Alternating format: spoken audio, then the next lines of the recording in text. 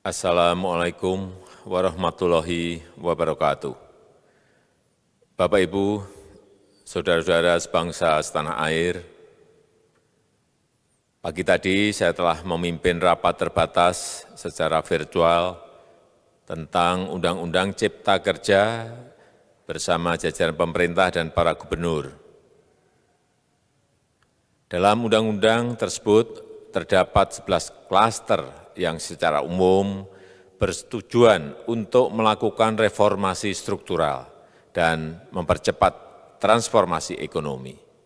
Adapun klaster tersebut adalah urusan penyederhanaan perizinan, urusan persyaratan investasi, urusan ketenagakerjaan, urusan pengadaan lahan, urusan kemudahan berusaha, urusan dukungan riset dan inovasi, urusan administrasi pemerintahan, urusan pengenaan sanksi, urusan kemudahan pemberdayaan dan perlindungan UMKM, urusan investasi dan proyek pemerintah, serta urusan kawasan ekonomi.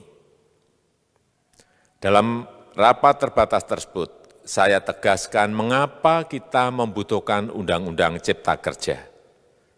Pertama, setiap tahun ada sekitar 2,9 juta penduduk usia kerja baru, anak muda yang masuk ke pasar kerja, sehingga kebutuhan atas lapangan kerja baru sangat-sangat mendesak. Apalagi di tengah pandemi, terdapat kurang lebih 6,9 juta pengangguran dan 3,5 juta pekerja terdampak pandemi COVID-19.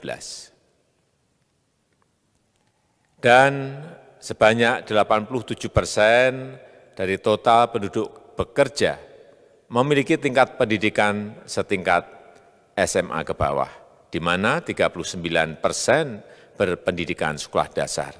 Sehingga perlu mendorong penciptaan lapangan kerja baru, khususnya di sektor padat karya. Jadi, Undang-Undang Cipta Kerja bertujuan untuk menyediakan lapangan kerja sebanyak-banyaknya bagi para pencari kerja serta para pengangguran. Kedua, dengan Undang-Undang Cipta Kerja akan memudahkan masyarakat, khususnya usaha mikro kecil, untuk membuka usaha baru. Regulasi yang tumpang tindih dan prosedur yang rumit dipangkas. Perizinan usaha untuk usaha mikro kecil (UMK) tidak diperlukan lagi, hanya pendaftaran saja. Sangat simpel. Pembentukan PT atau perseroan terbatas juga dipermudah. Tidak ada lagi pembatasan modal minimum. Pembentukan koperasi juga dipermudah. Jumlahnya hanya 9 orang saja. Koperasi sudah bisa dibentuk.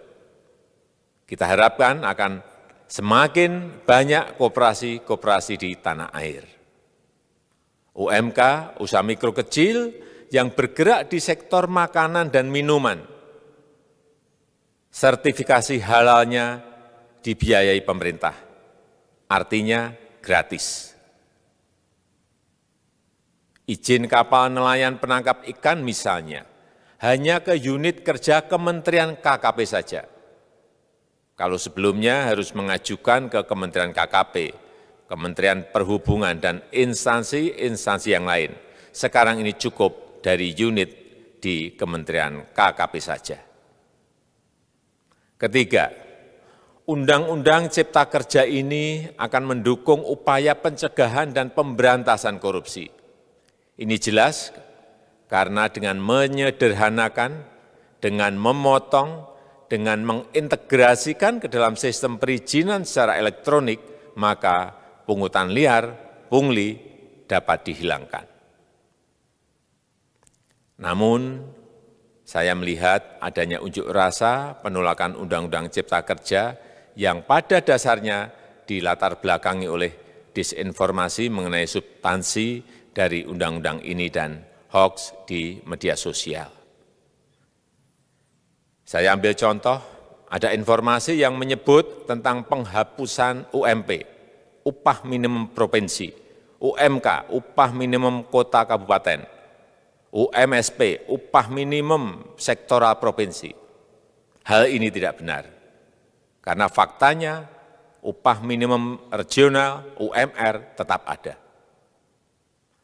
Ada juga yang menyebutkan bahwa upah minimum dihitung per jam. Ini juga tidak benar. Tidak ada perubahan dengan sistem yang sekarang. Upah bisa dihitung berdasarkan waktu dan berdasarkan hasil. Kemudian adanya kabar yang menyebutkan bahwa semua cuti sakit, cuti kawinan, cuti khitanan, cuti baptis, cuti kematian, cuti melahirkan, dihapuskan. Dan tidak ada kompensasinya. Saya tegaskan juga ini tidak benar. Hak cuti tetap ada dan dijamin. Kemudian apakah perusahaan bisa mem-PHK kapanpun secara sepihak? Ini juga tidak benar. Yang benar, perusahaan tidak bisa mem-PHK secara sepihak. Kemudian juga pertanyaan mengenai benarkah jaminan sosial dan kesejahteraan lainnya hilang. Yang benar, jaminan sosial tetap ada. Yang juga sering diberitakan tidak benar adalah mengenai dihapusnya AMDAL, analisis mengenai dampak lingkungan. Itu juga tidak benar. AMDAL tetap ada. Bagi industri besar harus studi AMDAL yang ketat. Tetapi bagi UMKM lebih ditekankan pada pendampingan dan pengawasan. Ada juga berita mengenai Undang-Undang Cipta Kerja ini mendorong komersialisasi pendidikan. Ini juga tidak benar. Karena yang diatur hanyalah pendidikan formal di kawasan ekonomi khusus, di KEK. Sedangkan perizinan pendidikan tidak diatur di dalam Undang-Undang Cipta Kerja ini. Apalagi perizinan untuk pendidikan di pondok pesantren. Itu tidak diatur sama sekali dalam Undang-Undang Cipta Kerja ini. Dan aturannya yang selama ini ada tetap berlaku. Kemudian diberitakan bahwa keberadaan bank tanah. Bank tanah ini diperlukan untuk menjamin kepentingan umum, kepentingan sosial, kepentingan pembangunan nasional, pemerataan ekonomi, dan konsolidasi lahan serta reforma agraria. Ini sangat penting untuk menjamin akses masyarakat terhadap kepemilikan tanah, kepemilikan lahan, dan kita selama ini tidak memiliki bank tanah. Saya tegaskan juga bahwa Undang-Undang Cipta Kerja ini tidak melakukan resentralisasi kewenangan dari pemerintah daerah ke pemerintah pusat. Tidak ada. Perizinan berusaha dan pengawasannya tetap dilakukan oleh pemerintah daerah sesuai dengan NSPK, norma, standar, prosedur, dan kriteria yang ditetapkan pemerintah pusat. Ini agar dapat tercipta standar pelayanan yang baik di seluruh daerah, dan penetapan NSPK ini dapat nanti akan diatur di dalam PP atau peraturan pemerintah. Selain itu, kewenangan perizinan untuk non-perizinan berusaha tetap ada di Pemda, sehingga tidak ada perubahan. Bahkan kita melakukan penyederhanaan, melakukan standarisasi jenis dan prosedur berusaha di daerah. Dan perizinan berusaha di daerah diberikan batas waktu. Ini yang penting di sini. Jadi ada service level of agreement. Permohonan perizinan dianggap disetujui bila batas waktu telah terlewati. Saya perlu tegaskan pula bahwa Undang-Undang Cipta Kerja ini memerlukan banyak sekali peraturan pemerintah atau PP dan peraturan presiden atau Perpres.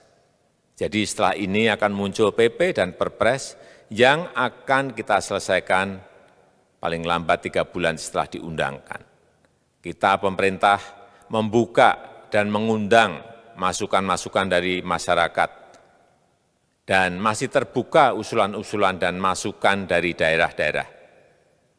Pemerintah berkeyakinan melalui Undang-Undang Cipta Kerja ini jutaan pekerja dapat memperbaiki kehidupannya dan juga penghidupan bagi keluarga mereka. Dan kalau masih ada, jika masih ada ketidakpuasan terhadap Undang-Undang Cipta Kerja ini, silahkan mengajukan uji materi atau judicial review melalui MK, Mahkamah Konstitusi. Sistem ketatanegaraan kita memang mengatakan seperti itu.